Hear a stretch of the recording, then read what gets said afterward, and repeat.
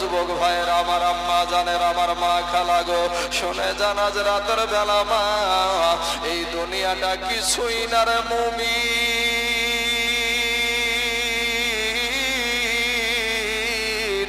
এরা আমার নবীর আশেকের দল, এরা আমার নবীর উম্মাদের দল। মাস্তানি করিও না রে বাবা, যৌবনের বাহাদুরি দেখায়ও না রে যুবক। এই দুনিয়াটা কিছু না। আমার আল্লাহ কোরআনে বলছেন খলিকল ইনসানু দাঈফা। আমার আল্লাহ মানুষকে বড় দুর্বল করে সৃষ্টি করেছে। ও মুসলমান যুবক ভাইরে, একটু দিলখানা নরম করে দিয়ে কথাটা শোনো রে ভাইজান। আমার আল্লাহ বলছে মানুষ বড় দুর্বল। আপনি বলছেন আমি কিসের দুর্বল? আমি যদি এখন এখান থেকে উঠে চলে যাই, আমাকে কেউ বাধা দেবার নাই, আমাকে জোর করে কেউ বসাতেও পারবে না। আমি একজন মাস্তান, আমার রক্তের বাহাদুরি আছে, আমার বংশের বড় আছে, আমার গোষ্ঠীর জোরে আমি মাস্তানি দেখাবো। কে আমাকে ঠেকাবে? তোমাকে কেউ ঠেকাবে না। কিন্তু আমার আল্লাহ ছাড় দেয়, কিন্তু ছেড়ে দেয় না। যুবক রে, পা দুখানা যদি আগায়া দাও, পায়ে হাত দিয়ে বলি ভাই মাস্তানি করো না, দিলখানা নরম করে দাও। আমার আল্লাহ বলছে বান্দা রে, আমি তোর আল্লাহ তোকে বড় দুর্বল করে সৃষ্টি করেছি রে বান্দা। ওরে বান্দা, তুই দুর্বল, তোর চাইতে শক্তিশালী জীব আমি হাতিকে বানায় আছি। বলেন তো, হাতি আমাদের চাইতে শক্তিশালী? শক্তিশালী না? হাতি একটা শক্তিশালী জীব। আমার আল্লাহ বলে বান্দা রে, তোর চাইতে শক্তিশালী জীব হলো উট। উটকে আমি শক্তিশালী বানায় আছি। ওরে বান্দা, তোর চাইতে শক্তিশালী জীব হলো মহিষ, তোর চাইতে শক্তিশালী জীব হলো জঙ্গলার বাঘ। ওরে বান্দা, ওই শক্তিশালী চোপায়া জানোয়ার গুলাকে আমি আল্লাহ তোদের গোলাম বানায়া দিয়েছি। জোরে বলেন সুবহানাল্লাহ। একটা মানুষের ইশারায় হাতি উঠা বসা করে না, করে না গো? একটা মানুষের ইশারায় উট চলাফেরা করে না, করে না? গরু মহিষ চলাফেরা করে না, করে না? তাহলে আমার আল্লাহ বলে বান্দা তুই বড় দুর্বল, তোকে আমি দুর্বল করে সৃষ্টি করেছি, কিন্তু বান্দা রে তোর উপরে আমার মায়াটা বেশি। জোরে বলেন সুবহানাল্লাহ। আমার আল্লাহ বলে বান্দা রে, ওরে বান্দা তুই আজকে তোর শরীরে রক্তের জোর হয়েছে, তোর শক্তি হয়েছে রে বান্দা, আজ তুই আমি আল্লাহকে ভুলে গিয়েছিস। কিন্তু বান্দা রে, আমি এত জিনিস বানায় আছি, কিন্তু তোকে আমি দুর্বল করে সৃষ্টি করেছি। তুই দুর্বল হওয়ার কারণে তোর উপরে আমার মায়াটাও বেশি। জোরে বলেন না একবার সুবহানাল্লাহ। আমরা যে আশরাফুল মাখলুকাত, এইটা প্রমাণ করতে গিয়ে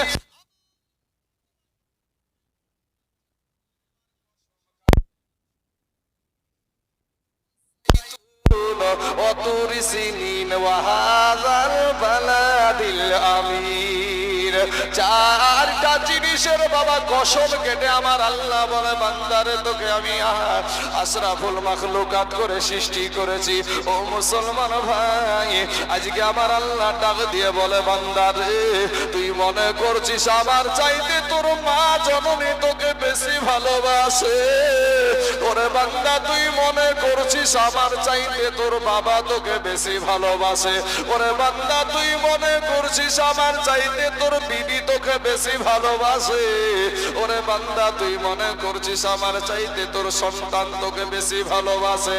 না রে বান্দা না, আমি আল্লাহর চাইতে তোকে কেউ বেশি ভালোবাসে না। চিৎকার মেরে বলেন একবার সুবহানাল্লাহ। এ মুসলমান বাবাজি, আমার ভাই জানেরা, আজ আমরা আল্লাহকে ডাকতে জানি না রে বাবা, আল্লাহর জিকির করতে রাজি না, নামাজ পড়তে রাজি না। ও মুসলমান যুবক, আমার আল্লাহ বলে বান্দা রে, আমি তোর আল্লাহ, আমি আসমান বানায়াছি আমার বলি নাই, আমি জমিন বানায়াছি আমার বলি নাই। ওরে বান্দা আমি পাহাড় সৃষ্টি করেছি আমার বলি নাই, আমি সূর্য সৃষ্টি করেছি আমার বলি নাই। ওরে বান্দা তুই হলি আমার। জোরে বলেন না একবার সুবহানাল্লাহ। এ মুসলমান যুবক, এরা আবার কালেমার ভাই, কাদেরকে আপন করে নিয়েছো রে ভাই?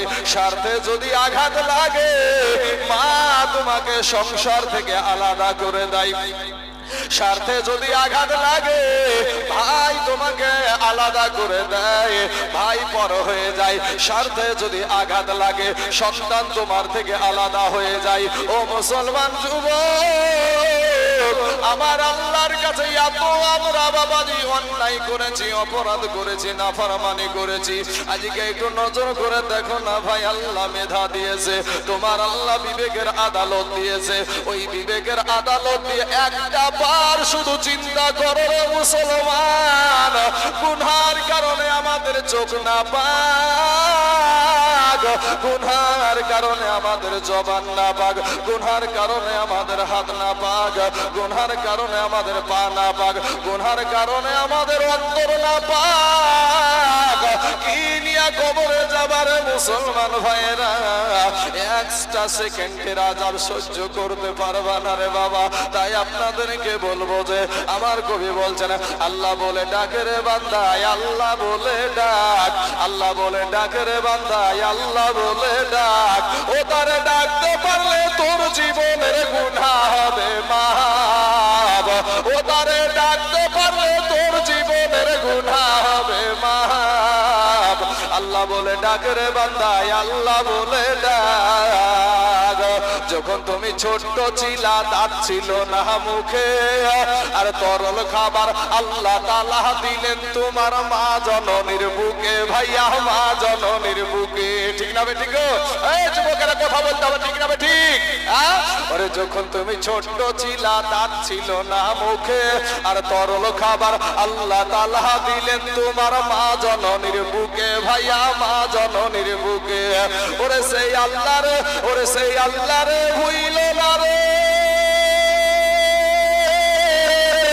সেই আল্লাহ রে ভুইল না রে, জীবন জায়গার থাক। আল্লাহ বলে ডাকে রে বান্দা, আল্লাহ বলে ডাক। ও তারে ডাকতে পারলে তোর জীবনের গুনাহ হবে মাফ। আল্লাহ বলে ডাকে রে বান্দা, আল্লাহ বলে ডাক। ও মুসলমান বাবাজিরা, আমার ভাই জানেরা, কোন সময় দিকে ওদিকে তাকাবেন না, একটু মনটা লাগায়া দেন বাপরে। আজকের পরে যদি আগামী কালকে আমাকে কোটি টাকাও দেন, তারপরেও আমার এই কথাগুলো আর শুনতে পাবেন না আমার জবান দিয়ে। কারণ আমি আর এক জায়গায় কথা বলে রেখেছি, আজকে আপনাদের এখানে কথা দিয়েছিলাম এসেছি। ও মুসলমান যুবক ভাইরে, আজকে একটা রাত্রি তোমাদেরকে আমদার করবো। কত দিকে ছুটাছুটি করলা রে ভাই, কিছুই তো পাইলা না, কিছু একটু আনন্দ ছাড়া আর কিছুই পাও নাই। কিন্তু মুসলমান বাপ, কবরে যখন যাবেন গো, খানা কাফন ছাড়া কিছুই দিবে না বাবা। আজকে যদি আমি এই স্টেজে যদি এখন মারা যাই, আমার ভাই জান, আমার এই ভাইয়েরা আমার বাড়িতে যখন একটা ফোন দিবে, আমার মাকে যখন বলবে, খালা গো আপনার বেটা তাইজুল ইসলাম বক্তা আর দুনিয়ার জমিনে বেঁচে নাই, এই দেশে এসে নাজপুরে আসার পর স্টেজে বক্তা দিতে দিতে ইন্তিকাল করেছে। আমার জনম দুঃখিনী মা, আমাকে যেই মা 10 মাস পেটে ধরেছে, যেই মাকে বাবা মুর্শিদাবাদের শেষ প্রান্ত রেখে এসেছি, ওই মা জননী মোবাইলটা ছেড়ে ফেলে দিয়ে বেটা বলে চিৎকার করে জমিনে পড়ে যাবে। ইন দিন টাইমে আমার এই ভাইয়েরা, আমার এই মাওলানা সাহেবেরা, দেশের মেম্বারেরা আমার লাশখানা নিয়ে যাওয়ার জন্য একটা গাড়ি ভাড়া করবে। দেশের যুবকের একটা গাড়ি যখন ভাড়া করবে, আপনারা যখন আমার লাশ খাড়া নিয়ে আমার দেশে পৌঁছাবেন বাবা, আমার দেশের রাস্তার দুই পাশ দিয়ে মানুষ দাঁড়ায় থাকবে। আমাদের দেশে একটা বক্তা ছিল গো, আজ দুনিয়া থেকে চলে গেল, দেখার জন্য সবাই তাকাবে। যখন আমার লাশখানা আমার বাড়িতে প্রবেশ করবে, বাইরে আপনার জন্য একই কেসের কথা বলছি, আমার জন্য যেটা আপনার জন্য সেটা। আপনার মা আসার খেয়ে জমিনে পড়ে বাবা টুকরে টুকরে কাঁদবে বেটা রে, ওরে আমার কলেজার টুকরা নয়নের পাড়া সন্তান, আমি তোর মা কাকে আর বেটা বলে ডাকবো, আমাকে আর কে মা বলে ডাকবে? মা জননী কাঁদতে কাঁদতে গলার স্বরটা ভেঙে যাবে বাবা, গলার স্বরখানা ভেঙে যাবে। আব্বাকে কেউ বুঝাতে পারবে না, আমার বিবিকে কেউ বুঝাতে পারবে না, আমার সন্তানকে কেউ বুঝাতে পারবে না। কিন্তু যখন ভাই গো, যখন আপনাকে আমাকে যখন আপনার পর্দার ভিতরে গোসল করাবে, ওই পর্দার ভিতরে গোসল আমার মা করবে না, আমার বাবা করবে না, আমার সন্তান করবে না, আমার বিবি করবে না। আমার ছোট বেটাটা গিয়ে বলবে মা গো, আমার আব্বুকে ওই পর্দার ভিতরে কেন গোসল করাই গো মা? আমার বিবি বুকে টাইনা টাইনা বলবে বেটা রে, ওরে বেটা তোর আব্বা আর জীবনে কোনোদিন বাইরে গোসল করবে না রে বেটা। বাবারে খাটলার উপরে যখন উঠাবে, আপনাকে একাই উঠাবে, মাত্র 3খানা কাফন দিবে বাবা। কবি বলছেন 3 কাপড়ের প্যাকেট তো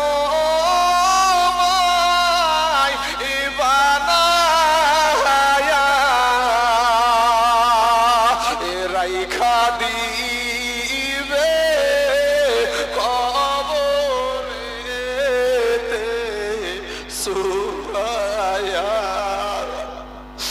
3 কাপড়ের প্যাকেট তো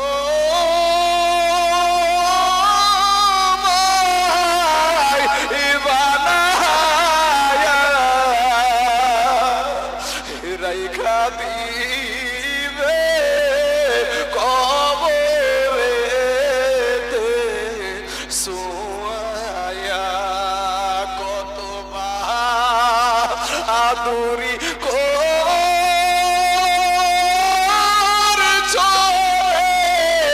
এমন দুনিয়ায় মরার পরে কবরেতে কি হবে উপায়? মরার পরে কবরেতে কি হবে উপায়? আজরাইল সে সামনে যখন ভাই গো দাঁড়াবে, কি জবাব দিবা গো মা জানো? ভাষা খুঁজে নাই পাইবে। সবাই কান্নাকাটি করলো বাবা, কিন্তু 3খানা কাফন আমার কবর আমার পরনে আপনার পরনে দিবে রে বাবা। খাটলাই যখন উঠায়া দিবে, ওই খাটলাতে আমার মা উঠবে না, আপনার মা উঠবে না, ওই খাটলাতে আপনার বাবা উঠবে না, ওই খাটলাই আপনার বিবি উঠবে না। সবাই কান্না করবে, কিন্তু আপনার সঙ্গী কবরে কেউ হবে না। যখন আপনাকে আমাকে কবরে নামায়া দিবে রে যুবক, কোরআন যদি বিশ্বাস করো ভাই, এটাও বিশ্বাস করে নাও। আমার নবীকে যদি বিশ্বাস করো, এটা বিশ্বাস করে নাও। আল্লাহকে যদি বিশ্বাস করো, এটা বিশ্বাস করে নাও। যখন কবরে নামায়া দিবে রে যুবক, ওই কবর 40 কদম যেতে যতটা সময় লাগে, ওই সময়ের মধ্যে বাবা 2জন ফারিস্তা হাজির হবে।